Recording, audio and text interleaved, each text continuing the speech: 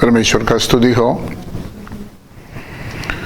यीशु मसीह के दूसरी आगमन और उसके बाद होने वाली बातें,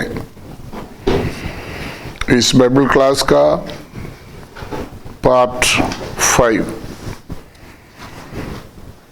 नंबर 5। लास्ट क्लास में हमने ये सीखा था, यीशु मसीह के चेलों ने यीशु मसीह के पास आकर 3 सवाल पूछा है। क्या क्या सवाल पूछा था बताइए? 24 अध्याय उसका 3री आयत में, ये बात कब होगा? ये बात कब होगा? कौन सा बात? यरूशलेम मंदिर का विनाश, ये कब होगा? आगे क्या चिन्ह होगा? नंबर 2, तेरा आने का क्या चिन्ह होगा? नंबर 3, जगत के अंत का क्या चिन्ह होगा? जगत का अंत का क्या चिन्ह होगा? ये सवाल का जवाब यीशु मसीह दे रहा है 24 और 25 आयत में, अलग अलग दृष्टांत के द्वारा विस्तार से बता रहा है। पहले सवाल का जवाब, यीशु मसीह यरूशलेम मंदिर के बारे में जब बात किया तो यीशु मसीह ने बोला था ये मंदिर का नाश हो जाएगा। उसका हिस्ट्री थोड़ा सा हमने नजर डालना। BC 17 में 17 हेरोदा राजा ने यरूशलेम मंदिर बनाना शुरू किया। जब प्रभु यीशु मसीह का सेवा यहाँ पर चलते थे पृथ्वी पर, तभी भी ये मंदिर का काम पूरा नहीं हुआ। लेकिन हिस्ट्री बताते हैं AD 64 में यरूशलेम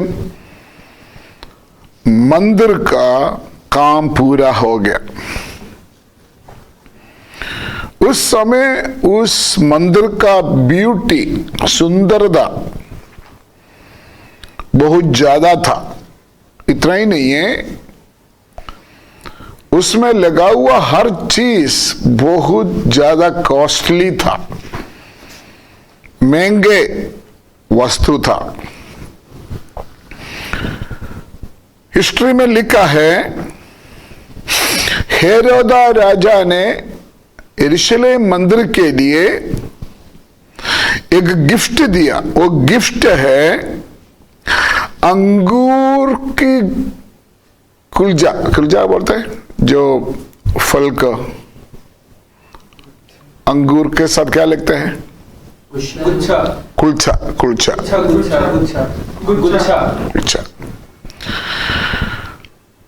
6.5 फुट लंबा था उसका, 6.5 फुट लंबा वाला अंगूर की गुलछा सोना से बनाया हुआ था। वो हेरोदा राजा ने गिफ्ट दिया मंदिर के लिए।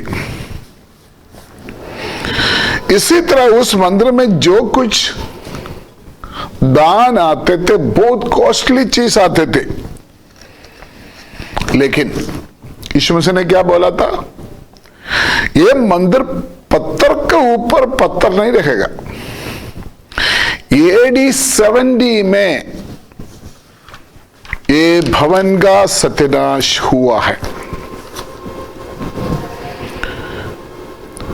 रोमन चक्रवर्ती जूलिया का हुकूमत के समय में, जूलिया, उसका बेटा का नाम है तीतुस कैसर। ये तीतुस कैसर ने इस मंदिर को तोड़ दिया।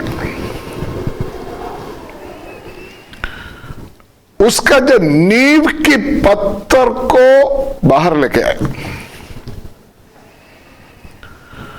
उसके नींव में सोना का बहुमूल्य निधि था। वो सारे तीतुस ने बाहर निकाला। मीखा नबी के किताब में 3 अध्याय उसका 12 आयत में इस मंदिर के बारे में एक भविष्यवाणी है। मीखा नबी 3 अध्याय उसका 12 आयत में,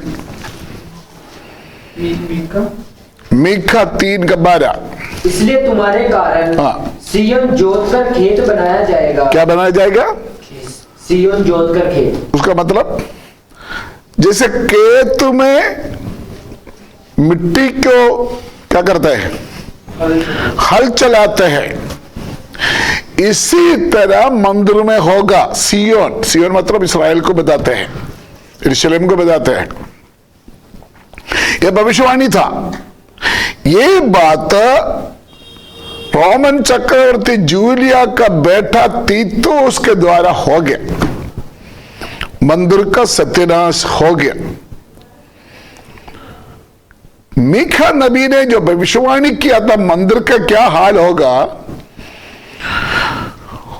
वो पूरा हो गया।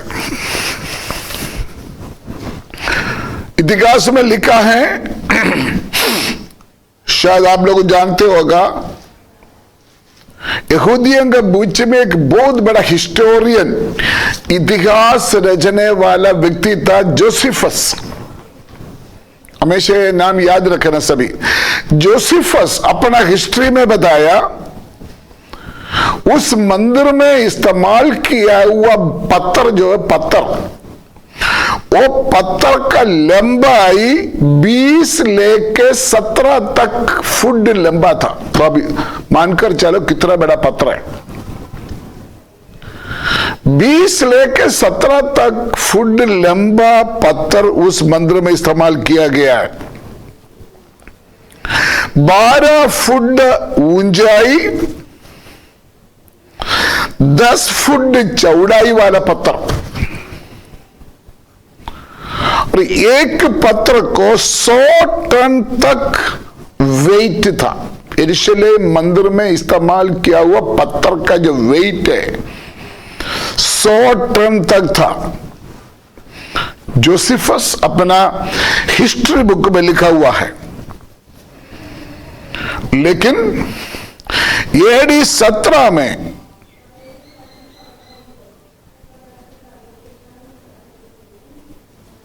AD 17 में जब मंदिर का सत्यानाश हुआ, यीशु मसीह के चेलों ने जो सवाल पूछा, उस सवाल का जवाब मिल गया।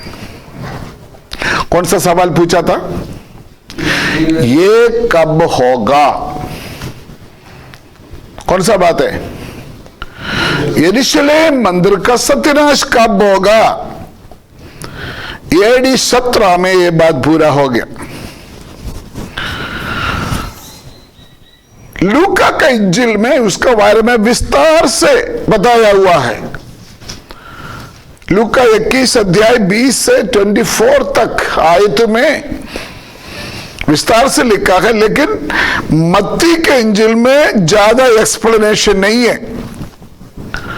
कुछ वेद ज्ञानी लोग कहते हैं मत्ती इस बात लिखने के लिए उनका मन नहीं करते थे, इतना दुखी कठिनाई था यरूशलेम मंदिर का सत्यानाश।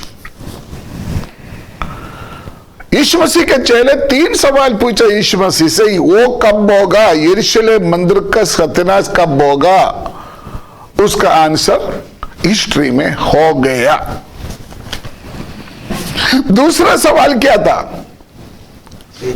तेरा आगमन और जगत के अंत का क्या चिन्ह होगा? ये सेकंड क्वेश्चन। दूसरी सवाल, शायद यरूशलेम मंदिर का सत्यानाश और यीशु मसीह के दूसरी आगमन के बीच में इतना बड़ा गैप होगा करके यीशु मसीह के चेले कभी सोचा नहीं होगा। यहां पर हम समझने वाला एक और बात है, जगत के अंध जो शब्द लिखा है, जगत के अंध मतलब ये नहीं है पूरे दुनिया खत्म हो गया, ऐसे गलत नहीं समझना। दुनिया कभी खत्म नहीं होगा, नहीं, उसका परिवर्तन होते रहेगा। क्या लिखा है उधर ही? तेरा आगमन और जगत के अंध। जगत के अंध मतलब युग। बाइबल में अलग अलग युग के बारे में हमको मालूम हो जाता है। युग के अंत कब होगा? युग के अंदर की चिन्ह यीशु मसीह यहां पर बोल रहा है, क्योंकि यीशु मसीह के दूसरी आगमन के बाद भी जगत चलते रहेगा, दुनिया चलते रहेगा, लेकिन वो युग खत्म हो जाएगा। कुल मिलाकर इस बात को वेरी क्लियर समझना, यीशु मसीह ने 24 अध्याय में अपना चेलों का सवाल का जवाब के रूप में जो बताया वो चिन्ह जो है, यीशु मसीह इस धरती से जब स्वर्ग चले गया और दूसरी बार आना, उनके बीच में होने वाली कठिनाई बातें मत्ती के इंजिल 24 अध्याय 3 से 14 तक में हम पढ़ सकता है। बहुत ध्यान से सुनिए। यीशु मसीह धरती में आया, जन्म हुआ, मरा, जी उड़ के स्वर्ग में चले गया। जाने से पहले चेलों का सवाल का जवाब दिया। उस वक्त लेके अभी यीशु मसीह का दूसरी आगमन होने वाला है, उसके बीच में जो बात होगा, जो बातें होना है, वो यीशु मसीह ने बोला। उसमें से कुछ बात हो गया, उसमें से कुछ बात हो रहा है, और उसमें से कुछ बात होने वाला है। आप देखिए यीशु मसीह ने क्या बोला था। 24 का 7 आयत थोड़ा पढ़िए। क्योंकि जाति पर जाति और राज्य पर राज्य चढ़ाई करेगा और जगह जगह अकाल पड़ेंगे और भूकंप होंगे। आगे ये सब बातें पीड़ाओं का आरंभ होंगी, तब वह क्लेश देने के लिए ये सभी बातें पीड़ाओं की आरंभ होंगी। लिखा है अंत नहीं है, उसमें लिखा है कोई, ये अंत नहीं है। दूसरी भाषा में लिखा है वो अंत नहीं, एंड नहीं है, वो शुरुआत है। लेकिन 14 आयत बढ़िए, 14 आयत। और राज्य का यह सुसमाचार सारी जगत में प्रचार किया जाएगा, आगे कि सब जातियों पर गवाही हो, तब अंत आ जाएगा। तभी अंत आ जाए। देखो कुछ बात बोलकर यीशु मसीह ने बोला ये सिर्फ शुरुआत है, पीड़ाओं की शुरुआत, अंत नहीं है। लेकिन फिर कुछ चिन्ह बोलने के बाद यीशु मसीह ने बोला ये अंत होगा। तो ये बात वेरी क्लियर ही आपने समझना। यीशु मसीह ने जो इंसिडेंट्स बोल रहा है वो यीशु मसीह स्वर्गारोहण किया, स्वर्ग में चले गया, और यीशु मसीह के दूसरी आगमन के बीच में कितना टाइम है, उस समय में, उस समय के दौरान जो जो बातें धरती में होना वो ही यीशु मसीह ने बोला है। मैंने आपको बताया उसमें से कुछ बात हो गया। क्या हो गया? यरूशलेम मंदिर का सतीरा विनाश हो गया। इस समय यहूदी है, इस्राएल है, उनके पास टेम्पल नहीं है अभी। जब हम क्लास पढ़ रहा है इस समय यहूदी कौम का, इस्राएल राज्य का एक सपना है टेम्पल। इस समय उसको टेम्पल नहीं है। जगह यरूशलेम टेम्पल खड़ा था, उस जगह में मुसलमान का एक क्या है मस्जिद इस समय खड़ा है। पहले जिस जगह में यहूदियों का मंदिर था वो अभी नहीं है। हिस्ट्री, इस्राइल का, यहूदियों का हिस्ट्री समझना बहुत जरूरी है। अभी पहले क्वेश्चन का आंसर हो गया, अभी हमने सेकंड और थर्ड, दूसरा और तीसरी क्वेश्चन का जवाब यीशु मसीह इकट्ठा बोल रहा है। दूसरी और तीसरा क्वेश्चन कौन सा है? तेरा आने का और जगत के अंत का क्या चिन्ह होगा, वो अभी हम सीखने के लिए जा रहा है। वो जो चिन्ह सिर्फ यीशु मसीह ने जो बोला वो चिन्ह अकेला नहीं, पीछे पूरा बाइबल में जगत के अंत का और यीशु मसीह का दूसरी आगमन के बारे में जो चिन्ह बोला गया है, उसी में हम नजर डालना बहुत जरूरी है। उसमें जैसे मीका नबी की किताब में पढ़ा, कुछ भविष्य वक्ताओं ने भविष्यवाणी किया हुआ बातें हैं, यीशु मसीह स्वयं बोला हुआ कुछ बातें हैं, लेकिन कुछ बातें हैं यीशु मसीह के चेले प्रेरित लोग बोला हुआ कुछ बातें हैं। एक बात समझना, यीशु मसीह के चेले यीशु मसीह से जो सवाल पूछा, यीशु मसीह ने उनको इग्नोर नहीं किया, इनकार नहीं किया, सवाल का जवाब यीशु मसीह दिया है। वहां हम ध्यान रखो, यीशु मसीह के दूसरी आगमन का दिन, टाइम क्लियर करके प्रकट नहीं किया, बोला नहीं है, लेकिन यीशु मसीह चाहते हैं हम उस समय के बारे में अज्ञान रहो। यीशु मसीह नहीं चाहते, इसलिए चिन्ह बोला, डेट नहीं बोला, टाइम नहीं बोला, यीशु मसीह के आगमन कब होगा, दुनिया का अंत कब होगा, बट यीशु मसीह चाहते हैं हम उसके बारे में अज्ञान ना रहे। बाइबल में यीशु मसीह का दूसरी आगमन का जगत के अंत का बहुत तेरे दृष्टांत है, बहुत तेरे सबूत है, चिन्ह है। लेकिन हमारे इस बाइबल क्लास में सारे आयत के ऊपर हम स्टडी नहीं करेंगे, सेलेक्टेड कुछ चिन्ह आपका पास पेश करना चाहता है, जो जरूरी इंपॉर्टेंट कुछ चिन्ह है। वो भी गहराई से विस्तार से नहीं बोलेंगे, क्योंकि सभी लोग ये जो बाइबल क्लास आम लोग नहीं सुनेंगे, ये जो बाइबल क्लास जो बाइबल सीखना चाहते हैं वही सुनेंगे। तो आपके लिए इंडिकेशन काफी है, गहराई से बोलने का जरूरत नहीं है।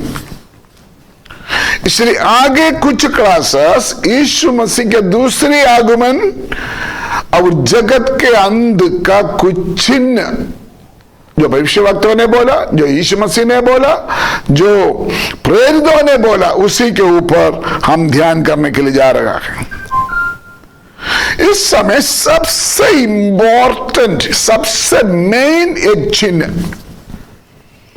उसी के ऊपर मैं आपका ध्यान ले आने के लिए चाहते हैं। मत्ती के इंजील 24 अध्याय 32। अंजीर के पेड़ से यह दृष्टांत सीखो। यीशु मसीह ने अपना चेलों को बोला हुआ एक दृष्टांत है। अंजीर के पेड़ से, अंजीर के पेड़ से यह दृष्टांत सीखो, ये दृष्टांत सीखो। क्या सीखना? आगे, जब उसकी डाली कोमल हो जाती, उनका डाली जब कोमल हो जाते हैं और पत्ते निकलने लगते हैं, पत्ता निकलने लगते हैं, तो तुम जान लेते हो कि ग्रीष्म काल निकट है। सीजन बदलने वाला है। ये जो यीशु मसीह ने दृष्टांत बताया अंजीर, इस अंजीर के बारे में यीशु मसीह ने जो बताया है, अंजीर यहूदी कौम को दिखाते हैं। अंजीर यहूदी कौम को दिखाते।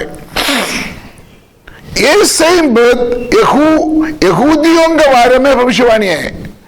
यहूदी लोगों को दिखाते हैं अंजीर। ये सेम बात है एसेकिएल नबी का किताब 36 चैप्टर में भी भविष्यवक्ताओं के द्वारा हम देख सकता है। उसमें मैं पढ़कर सुनाकर उस आयत का एक्सप्लेनेशन करना नहीं चाहते, लेकिन यीशु मसीह क्या बोला, अंजीर की वृक्ष को देखो जब कोमल हो जाएगा, मतलब जब उनका पत्ते निकलना शुरू हो जाएगा तब तुम क्या जानोगे कि ग्रीष्म काल निकट है। उसका मतलब समर सीजन शुरू होने वाला है, तू जान लो। हमारे इधरी कैंपस में भी, कृपा भवन कैंपस में भी अंजीर लगा हुआ है। एक साल पहले हमने लगाया था, लेकिन ठंडी के मौसम में क्या हो गया, सूख गया हो। मैंने सोचा था ये मर गया, लेकिन अभी पिछले महीना जब सीजन बदल हो गया, गर्मी समर शुरू हो गया, उनका पत्ता आना शुरू हो गया। यही सेम चीज यीशु मसीह ने बताया। तो हम यहूदी कौम के बारे में कुछ सीखने के लिए जा रहे हैं। एक बार एक नास्तिक, बड़े पढ़े लिखे आदमी, एक वेद ज्ञानी, बाइबल की ज्ञानी के साथ पूछा, आप हमको सबूत दे दो बाइबल विश्वास योग्य है या बाइबल विश्वास कर सकता है, सबूत दे दो। वो वेद शास्त्री ने बताया जूश, एक ही शब्द दिया, क्या दिया है, जूश। जूश मतलब यहूदी। उसका मतलब यहूदी कौम को देखो, यहूदी कौम को देख के सीखो। जैसे यीशु मसीह ने बोला, यहूदी कौम को देखकर सीखो, आपको स्पष्ट मालूम हो जाएगा ये बाइबल विश्वास कर सकता है।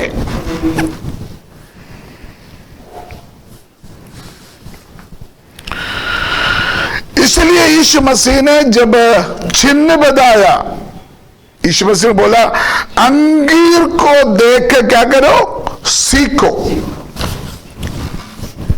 मैंने यहूदी कौम के बारे में कुछ बात बोलकर आगे बढ़ूंगा।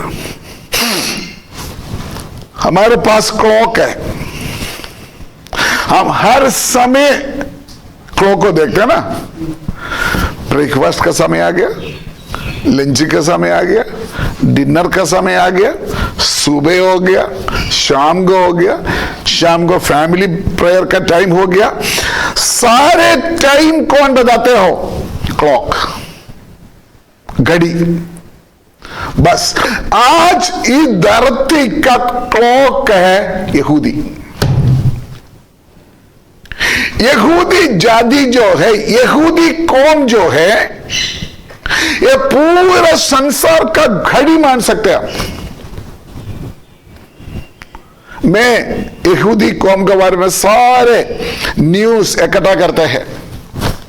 कोई बाइबल का स्पेशल सब्जेक्ट है, अगर कोई भी बात विश्वास ना करे, यहूदियों के बारे में जो जो बातें न्यूज में आ रहा है, टीवी में आ रहा है, हम उस चीज को फॉलो करो, हमको मालूम हो जाएगा यीशु मसीह कितना नास्तिक हो गया। मैं आपको समझने के लिए कुछ बातें बोलना चाहते हैं।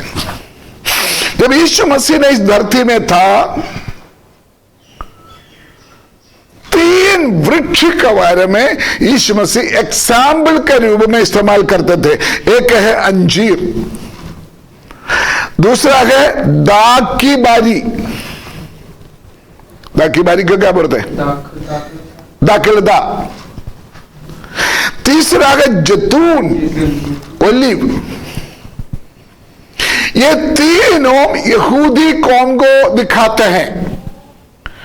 परमेश्वर ने इस्राएल के बारे में, यहूदियों के बारे में कोई भी शिक्षा देने के लिए ये तीनों वृक्ष को, बूटा को यीशु मसीह इस्तेमाल करते थे। क्या क्या है? अंजीर। अंजीर यीशु मसीह ने जब भी यूज किया, पॉलिटिकल, इस्राएल का कोई पॉलिटिकल बात जब समझाना है चेलों को, तब अंजीर की शब्द इस्तेमाल करते थे।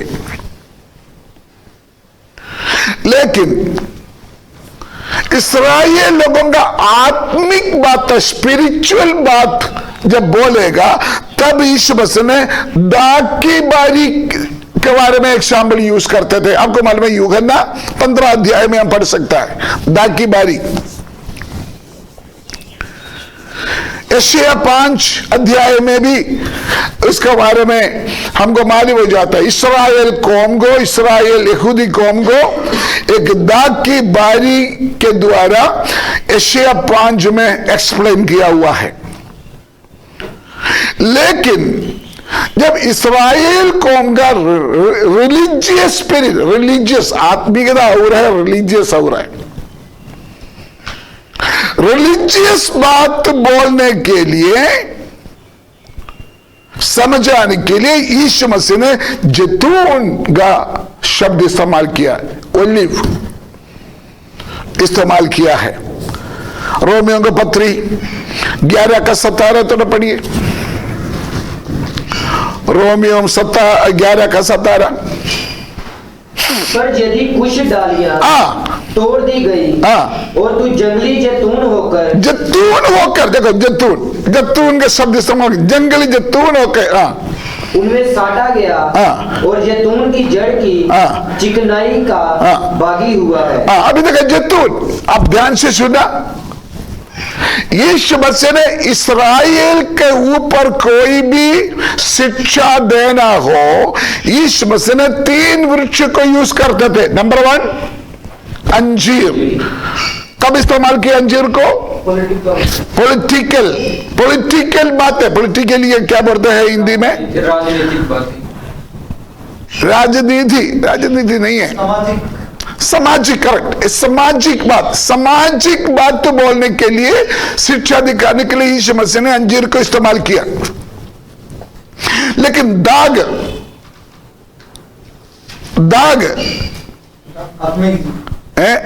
की बात किसके लिए? आत्मिक। यशायाह नबी 5 अध्याय में एक कलीसिया के रूप में दाग की बारी को बताया हुआ है। नंबर 3 रिलीजियस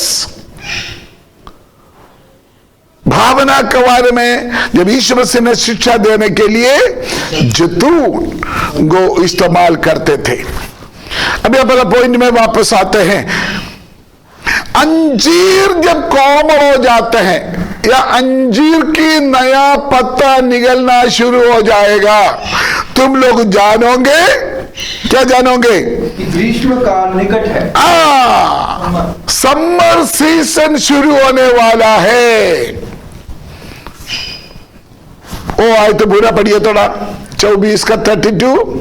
अंजीर के पेड़ से यह दृष्टांत सीखो, जब उसकी डाली कोमल हो जाती और पत्ते निकलने लगते हैं, तो तुम जान लेते हो कि ग्रीष्म काल निकट है। आगे इसी रीति से जब तुम इन सब बातों को देखो, इन सब बातों को, कौन सा बातों को? अंजीर कोमल होते हुए जब आप देखोगे तो आगे, तो जान लो कि वह निकट है। वो निकट है, वरन द्वार ही पर है। समझिए मेरी बात। इन बातों को, कौन सा बातों को?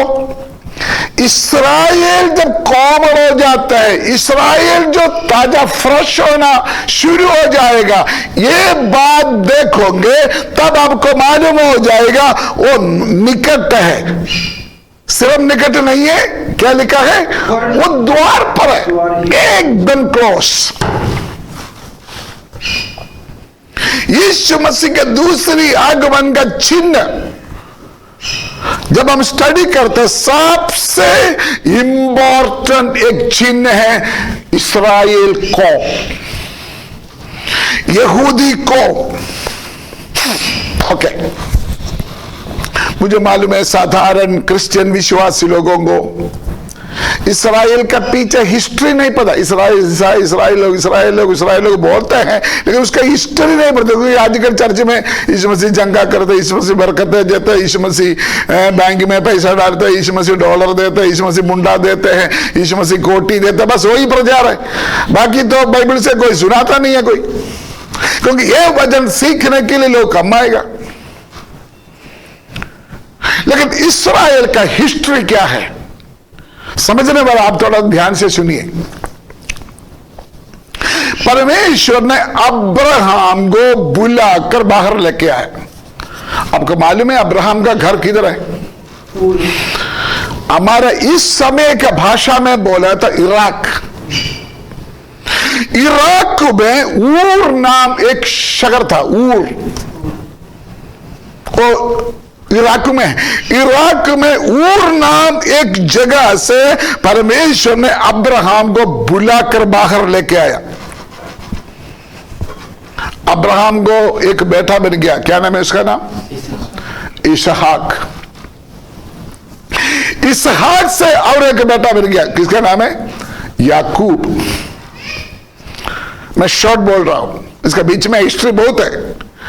अब्राहम का बेटा इसहाक, इसहाक का बेटा याकूब। याकूब को कितना बच्चा हुआ? 12 बेटा और एक बेटी। याकूब का ये 12 बेटा शादी करके 12 परिवार बन गया। ये 12 परिवार 12 गोत्र बन गया। वो ये इस्राएल का 12 गोत्र। आप थोड़ा बोल सकते हैं इसका हिस्ट्री कैसे है? अब्राहम, इसहाक, याकूब। याकूब का 12 लड़के, वो शादी करके 12 परिवार हो गया। हाँ, परिवार 12 परिवार 12 क्या बन गया? गोत्र बन गया। ये 12 गोत है, बाद में एक देश के रूप में बाहर आया, एक नेशन बना, एक नेशन। इस्राएल देश, इस्राएल राज्य, इस्राएल नेशन ऑफ इस्राएल। ये याकूब का 12 बेटा है। थोड़ा मैं समरी बोलूंगा। परमेश्वर ने उसको सबसे पहले कौन सा राजा को दिया था इस्राएल को? शाऊल। शाऊल के बाद कौन सा राजा को दिया? दाऊद। दाऊद के बाद कौन सा राजा को दिया? सोलोमन, सुलेमान। ये 3 राजा के बाद 12 गोत्र डिवाइड हो गया। कैसे डिवाइड हो गया? इस्राएल और यहूदा। पहले इंडिया पाकिस्तान इकट्ठा था, लेकिन डिवाइड हो गया। हिंदुस्तान हो गया, पाकिस्तान हो गया। इसी तरह इस्राएल देश पॉलिटिकली 2 हो गया, इस्राएल और यहूदी देश बन गया। और इस्राएल देश को बाद में अशूर साम्राज्य अपना कब्जा में ले लिया।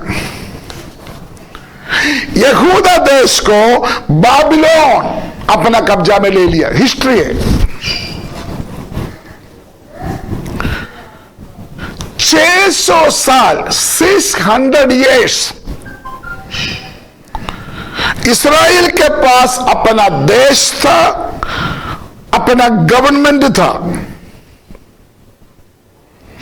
लेकिन इस्राएल के ऊपर आज का इराक ने अटैक किया। अटैक करके सब कुछ खोया, सारे नुकसान हो गया। पॉलिटिकली इस्राएल का सत्यानाश BC 606 में हुआ। BC 606, BC के मतलब बिफोर क्राइस्ट। BC 606 में परमेश्वर ने इस्राएल को दिया हुआ जो नेशन वाइज जो पदवी है खत्म हो गया, कब्जा कर दिया उसको। उसके बाद दुनिया में बहुत तेरे अन्य जाति लोग इस्राएल के ऊपर राज्य किया। इस्राएल के ऊपर पता कौन कौन राज्य किया? इराकी, ईरानी, रोमन्स, इसी तरह अलग अलग देश का लोग इस्राएल को अपना कब्जा में कर दिया, गुलाम बना दिया। रोमन हुकूमत के समय में जब रोमन इस्राएल के ऊपर गुलाम बना हुआ है, राज कर रहा था, तब इस्राएल यीशु मसीह ने भविष्यवाणी किया था 24:32। अंजीर के पेड़ से यह दृष्टांत सीखो, जब उसकी डाली कोमल हो जाती। पॉलिटिकली यीशु मसीह ने बोला, चाहे आज इस्राएल कौम जो मर्जी टुकड़ा हो गया हो, गुलाम बन गया हो, हार गया हो, लेकिन यीशु मसीह ने भविष्यवाणी किया इस्राएल कोमल हो जाएगा। उसका मतलब इस्राएल वापस बनेगा, एक नेशन बनेगा। ये यीशु मसीह ने यीशु मसीह का दूसरी आगमन का एक चिन्ह के रूप में बताया। हेलो, वो ध्यान से समझते हो? यीशु मसीह यीशु मसीह ने क्या बोला? जब अंजीर कोमल हो जाएगा, देख के लेना, वो निकट है। फिर क्या लिखा है? वो द्वार पर है। तब यहूदी कौम को देखकर उनको मालूम हो जाएगा यीशु मसीह कितना नास्तिक है। उसका मतलब यीशु मसीह पॉलिटिकल लैंग्वेज में यह बात किया। अंजीर यीशु मसीह पॉलिटिकल लैंग्वेज में बोला, यहूदी लोग स्वयं अपना एक राज्य के रूप में उभर कर बाहर आएगा। उस राज्य का अपना अधिकार होगा। इस्राएल को अपना एक गवर्नमेंट होगा। यही मतलब है। यीशु मसीह ने बोला अंजीर कोमल हो जाएगा, उसका अर्थ यही है। यीशु मसीह ने क्या बोला? अंजीर फिर कोमल हो जाएगा।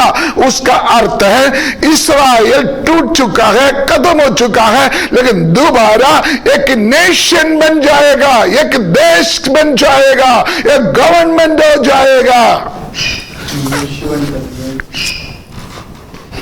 लेकिन इस्राएल का सत्यानाश देखा हुआ कोई भी लोग यह बात विश्वास नहीं करेंगे इस्राएल दोबारा एक देश बन जाएगा। 400 साल निकल गया, इस्राएल गुलाम हो गया। 400 साल निकल गया। इराकी लोग, ग्रीक लोग, रोमन्स, उन्होंने बोला हम कभी भी इस अंजीर को कोमल होने नहीं देना, इस्राएल को दोबारा एक देश बनने नहीं देना हमने। और यीशु मसीह का सेम भाषा में अगर हम बोलेगा तो इराकी, ग्रीक, रोमन्स लोगों ने बोला हम मैंने इस अंजीर का वृक्ष का जड़ भी रहने नहीं देंगे, सूख गया।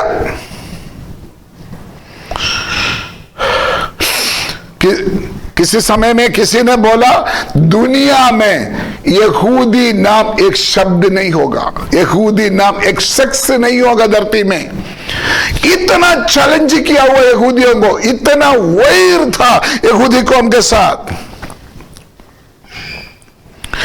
यीशु मसीह ने जब भविष्यवाणी किया अंजीर कोमल हो जाएगा, यहूदी ताजा फ्रेश हो जाएगा, 40 साल के बाद रोमन गवर्नमेंट के अंदर थोड़ा सा फ्रीडम था यहूदियों को, वो भी खत्म हो गया। एडी 17 में, एडी 70 रोमन में एक चीफ ऑफ आर्मी तीतोस, उन्होंने क्या किया है, यरूशलेम में यहूदियों का मंदिर को खत्म कर दिया, नाश कर दिया। एडी 135 135 में फलस्तीन में एक सिंगल यहूदी होना नहीं चाहिए, ऐसे कानून रोमन सेनेट में पास कर दिया। इसी तरह इस्राएल अपना जन्मभूमि से, जन्मभूमि का क्या मतलब, अपना मातृभूमि से निष्कासन हो गया, दुनिया का चारे कोने पर चित्र भिद्र हो गया इस्राएल। उसमें से एक ग्रुप यहूदियों में, एक ग्रुप हमारे इंडिया में भी आया। आपको मालूम है इंडिया में कहां रखा था वो, केरला में। इंडिया में केरला में कोच्चि शहर में कोडंगल्लूर नाम एक विलेज है, कोडंगल्लूर, वहां यहूदियों का कॉलोनी था। अभी सभी वापस चले गया। वो भी एक भविष्यवाणी पूरा होने का, वो बाद में मैं बताऊंगा। बाइबल में लिखा है जहां जहां इस्राएल चित्र भिद्र हो गया, मैं वहां से उसको वापस इकट्ठा करेंगे। वो भविष्यवाणी पूरा हो रहा। अभी रशिया में था यहूदी लोग, इंडिया में था यहूदी लोग, अभी इस्राएल कर रहा है। यहूदी लोग जहां जहां चित्र भिद्र है वहां से वो लेकर फ्री जगह दे लगा गई उसको।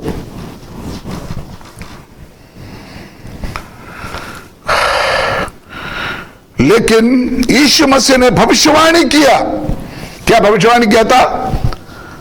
अंजीर के पेड़ से, अंजीर की पेड़ से यह दृष्टांत सीखो, जब उसकी डाली कोमल हो जाएगा। उसका मीनिंग करता है पॉलिटिकली इस्राएल दोबारा एक नेशन बनेगा।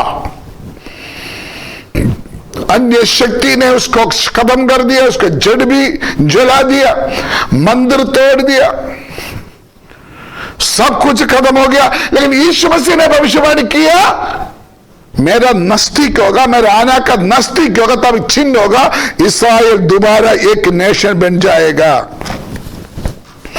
जब बाइबल स्टडी के बीच में आप लोग समझना चाहिए, बाइबल में इस्राएल यहूदी कहते दोनों एक ही है। याकूब का 12 गोत्र है, गोत्र के हिसाब से अलग बोलते हैं, लेकिन इस्राएल भी सही में है, यहूदी भी सही में। इस बात को हमें समझना। अभी हम देखेंगे यीशु मसीह का यह भविष्यवाणी कैसे पूरा हुआ। यीशु मसीह का भविष्यवाणी कैसे पूरा हुआ? अभी तक मैंने क्या बोला था? इस्राएल चित्र भिद्र हो गया। फलस्तीन में एक सिंगल यहूदी भी नहीं होगा करके दुनिया का शक्ति ने डिक्लेयर किया, चैलेंज किया। लेकिन यीशु मसीह ने क्या बोला था? एक कोमल हो जाएगा। कौन? इस्राएल यहूदी दोबारा कोमल हो जाएगा। पूरा हो गया कि नहीं? ये संदेश सुनने वाला भाइयों बहनों, प्रभु का दासों, हमारे सामने जो हिस्ट्री है, जो इतिहास है, वो इतिहास बोलते हैं यीशु मसीह का भविष्यवाणी पूरा हो गया।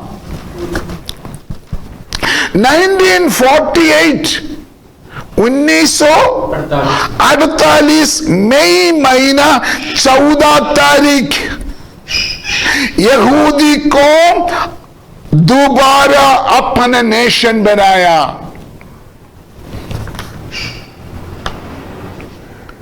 भविष्यवाणी के लैंग्वेज में बोला का तो BC 606 में इराकी लोगों ने उखाड़ कर फेंका हुआ अंजीर वृक्ष को ईरानी ग्रीक लोग अपना पैर का नीचे क्या कर दिया,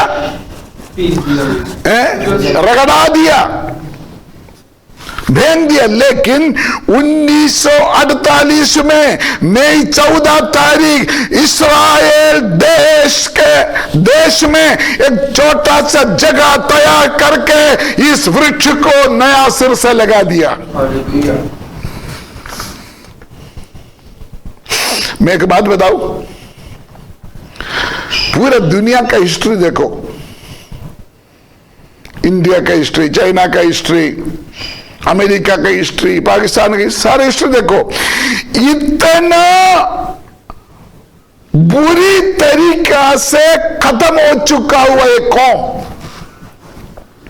इतना बुरी तरीका से तो सत्यानाश होने के बाद भी वापस कोमल हुआ, फ्रेश हुआ, और कोई देश दुनिया में नहीं है इस्राएल जैसे।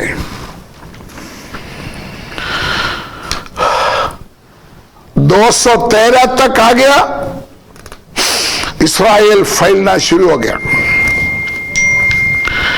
इंडिया के साथ टक्कर करने वाला, मतलब जितना जैसे हमारे इंडिया मजबूत है वैसे इस्राएल भी एक मजबूत देश बन गया। आपको मालूम है आज इंडिया को अलग अलग तरीका से इस्राएल सपोर्ट कर रहा है। न्यूज देख लो, हमारा प्रधानमंत्री जी मोदी साहब और इस्राएल का प्रधानमंत्री के बीच में काफी क्लोज रिश्ता है, व्यापार में, देने लेने में, डिफेंस में काफी रिश्ता है। इसी तरह इस्राएल शून्य से एक शक्तिशाली देश बन चुका है आज। ये कौन सा भविष्यवाणी क्या पूरा होगा? हमारे प्रभु यीशु मसीह का। वो बीच में कभी कभी वो भविष्यवाणी बार बार पढ़ने के लिए मैं विनती करते हैं। 32 शायद। अंजीर के पेड़ से यह दृष्टांत सीखो, जब उसकी डाली कोमल हो जाते और पत्ते निकलने लगते हैं, तो तुम जान लेते हैं कि ग्रीष्म काल निकट है। इसी रीति से जब तुम इन सब बातों को देखो तो जान लो कि वह निकट है। आमीन। इस्राएल को सिर्फ देखो, इस्राएल का मूवमेंट देखो, हमको मालूम हो जाएगा हमारे प्रभु यीशु मसीह निकट है। इस्राएल का ग्रोथ, इस्राएल का डेवलपमेंट, इस्राएल जो शक्तिशाली देश बनकर बाहर आ रहा है, आज तक अभी जब तक वो देश में अभी तक इस्राएल को हरा नहीं सका। कितना देश कोशिश कर रहा है, मैं नाम लेना नहीं चाहते, बहुत तेरे लोग डायरेक्टली इनडायरेक्टली कोशिश करते हैं इस्राएल को खत्म करने के लिए, हो नहीं सकता, क्योंकि यीशु मसीह ने बोला था कोमल हो जाएगा, क्योंकि मैं आने से पहले उनका नेशन बनना अवश्य है। अंजीर आज एक शक्तिशाली देश के रूप में इस्राएल बन चुका है। आपको मालूम है कुछ देर पहले American president mister Trump Jerusalem को इस्राएल का कैपिटल के रूप में डिक्लेयर किया। ये नजदीक कुछ समय पहले इस्राएल एक देश बन गया था, लेकिन उसका कैपिटल यरूशलेम नहीं था। वो डिमांड करते थे यरूशलेम हमारे बाप दादा का जगह है, हमको चाहिए, लेकिन यरूशलेम के ऊपर पैलेस्टीन का कंट्रोल था।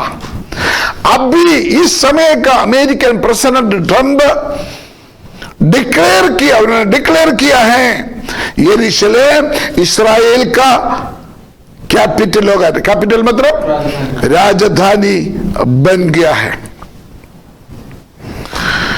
इस बारे में इसराइल का ये कोमलता के बारे में, इसराइल दोबारा पावर में आने के बारे में प्रेरित पौलुस ने एक भविष्यवाणी बोला था। रोमियन 11:15, रोमियन 11:15। क्योंकि जब उनका त्याग दिया जाना जगत के मिलाप का कारण हुआ, तो क्या उनका ग्रहण किया जाना मरे हुए में से जी उठने के बराबर ना होगा? जब भेंट का पहला पेड़ा पवित्र ठहरा, तो पूरा यही चीज इसराइल को परमेश्वर ने एक समय में त्यागा, लेकिन प्रेरित पौलुस भविष्यवाणी की आत्मा से बोलते हैं इसराइल दोबारा अपना पावर में आएगा। मैं आपको हिस्ट्री से और भी इसराइल के बारे में कुछ बातें नेक्स्ट पार्ट में बताएंगे, पार्ट 6 में बताएंगे। इन दिनों में इसराइल में क्या क्या मूवमेंट हो रहा है, इन दिनों में इसराइल में क्या क्या ग्रोथ हो रहा है, इन दिनों में इसराइल के अंदर क्या कुछ हलचल हो रहा है, वो बाइबल के साथ मिलाकर हमें देखना होगा। उससे हम और विश्वास कर सकता है हमारे यीशु मसीह का आमद निकट है। और वो किधर है? जोर से बोलो, किधर है? द्वार पर है। ये वचन सुनने वाला देश विदेश में मेरा शीश भाई बहनों, यीशु मसीह चंगा करने वाला है, यीशु मसीह प्रेमी है, यीशु मसीह शांति देने वाला है, ये सब कुछ ठीक है। लेकिन इस समय पूरा दुनिया में अशांति फैला हुआ, इस सिचुएशन में आपको सीखना होगा, मालूम होना होगा यीशु मसीह दोबारा आने वाला है। आप उसके लिए तैयार रहना, आप जागना आपके लिए बहुत जरूरी है, नहीं तो आपके साथ धोखा हो जाएगा। इसराइल के बारे में ज्यादा बात मैं नेक्स्ट क्लास में बताऊंगा। आइए प्रार्थना करें। प्यारे ईश्वर के पिता, हम धन्यवाद देते हैं तेरे जीवित वचन के लिए। खुदावन, आसमान टल जाएगा, पृथ्वी टल जाएगा, लेकिन तेरा वचन में कभी बदलावट नहीं होगा। तेरा वचन में लिखा हुआ एक भविष्यवाणी पूरा हो रहा है, तेरा वचन में लिखा हुआ एक सच्चाई पूरा होने वाला है। होने दे प्रभु, इस वचन के द्वारा तेरा पवित्र कौम ज्यूश यहूदी के बारे में हमने सुना है, लोक शक्ति ने उसको खत्म किया, सत्यानाश किया, लेकिन आपने बोला दोबारा इसराइल कोमल हो जाएगा। हमारे आंखों के सामने ये भविष्यवाणी पूरा हो रहा है। हमको मालूम है प्रभु आप निकट है तो द्वार पर है। ये वचन की शिक्षा हमको तैयार करने के लिए, जागने के लिए मदद मिल जाए। पवित्र आत्मा हमारे बुद्धि को खोल, हमारे मन को खोल, तेरे वचन के दरवाजा खोल, ताकि तेरे को समझे, हम तेरे आगमन के लिए तैयार हो जाए। ये वचन सुनने वाला कोई भी भाई बहन इस समय में कोई भी संकट में है, परेशानी में है, प्यारे यीशु मसीह में तेरा दास उन लोगों के लिए प्रार्थना करते हैं। आत्मिक रूप में कमजोर है, पवित्र आत्मा उसको मजबूत करे। शारीरिक रूप में के कमजोर है, यीशु के नाम में चंगाई हो जाए। कोई आर्थिक रूप में कमजोर है, प्रभु आप उनके लिए दरवाजा खोल कर मदद करें, क्योंकि आपने कहा मेरे पास आओ मैं तुम्हें आराम दूंगा। ये वचन सुनकर और हम आपके नजदीक आपको प्रेम करते हुए, आपका इच्छा पूरा करते हुए, आपका कदमों पर चलने के लिए हमको मदद सहायता करें। धन्यवाद हो इस वचन की सेवकाई तूने हमको दिया है। प्रार्थना सुनिए, धन्यवाद यीशु मसीह के पवित्र नाम से हम मांगते हैं। खुदा आपको आशीष दे, खुदा आपके साथ। God bless you, God with you all.